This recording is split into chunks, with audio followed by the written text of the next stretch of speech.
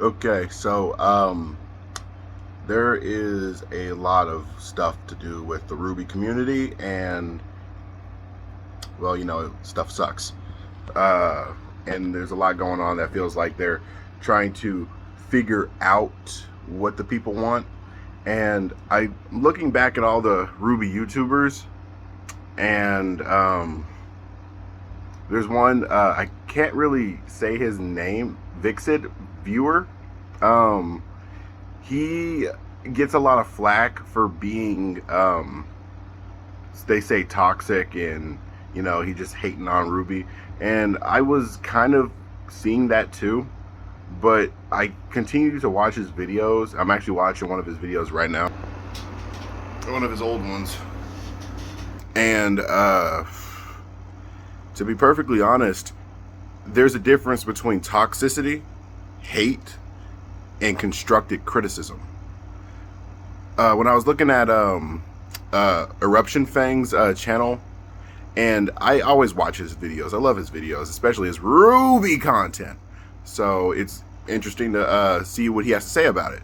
And a lot of the times there's like one video where I feel like, because, everyone's going to have their own opinions. I have my opinions. I like some of the stuff that comes out of the new Ruby stuff, but I do miss the, action and stuff when Monty was around, and how he kind of did his own way of telling the story. And there's even stuff in there that still I feel like needs a little bit of touch up and a little bit more work on. Anyway, there's one video he did where I actually left a comment saying this just feels like it's hate speech, which this video is. I can't remember what the video was, but I do remember how I felt and a little bit of what my comment said. And I was saying that it felt toxic, not really toxic, but more like you're just being a hater, because there's a lot that comes into the shows, and even though some of it's crap and some of it's great and some of it's just meh, but he makes all these other videos that kind of goes on and on about how this sucks, or why did we go here when we should have been here, and stuff like that. And some of the stuff I agree with. But this one thing he said that I feel like there's he's going from constructive criticism to the blurring toxicity of the Ruby community's hate speech. And I didn't say my comment as a man, stop being a hater or blah blah blah. No, I was saying, yo, bro, calm down for a second, take a step back and look at what you're saying. Maybe I'm just not really getting what he was saying. It's not like I get a chance to talk to any like YouTubers or anything like that, but I will say that the trying not to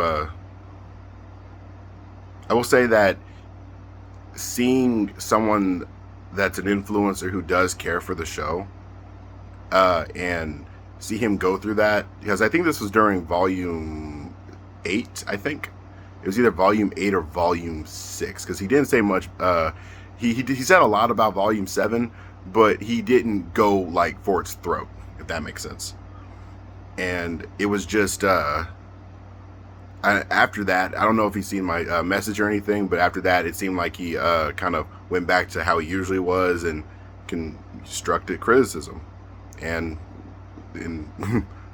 what about Harriet's thighs?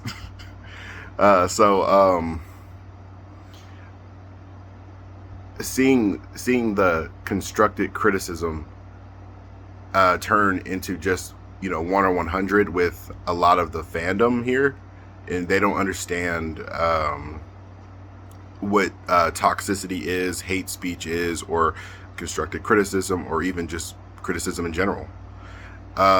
That's what's really kind of taking away all the cultures and stuff on YouTube. And I would say, like in Murder of Birds and Calaxin, love you guys. You guys are awesome. You guys are pretty much the reason why I still am in Ruby.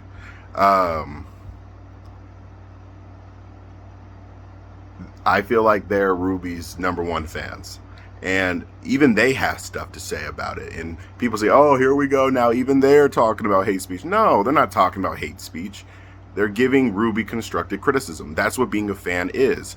To see something that doesn't feel like it was right about this, or something they just felt like they didn't like about it, and see what the people could do better with it. Are they gonna, see it and do something better, or are they gonna throw it away and pretend it never happened? You got to call people out on that, because it keeps people honest. That's what, like, having a president and having the people of whatever country says, like, the thing is, they have to keep their leaders honest.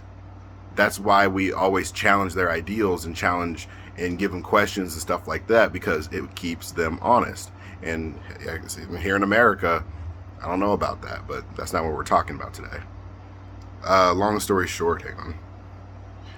I have to cut this short, apparently, but I love Rwby, and I love the YouTubers who actually talk about Rwby. I mean, in the good ones, like Vixid Viewer. He, as much as people give him hate, and even I feel like sometimes it's toxic, but the thing is, I have to look at it from a different perspective. Change your perspective. See it from another point of view than what you're used to, and the world will see it from a different point of view, I guess. All right, I'll see you guys later.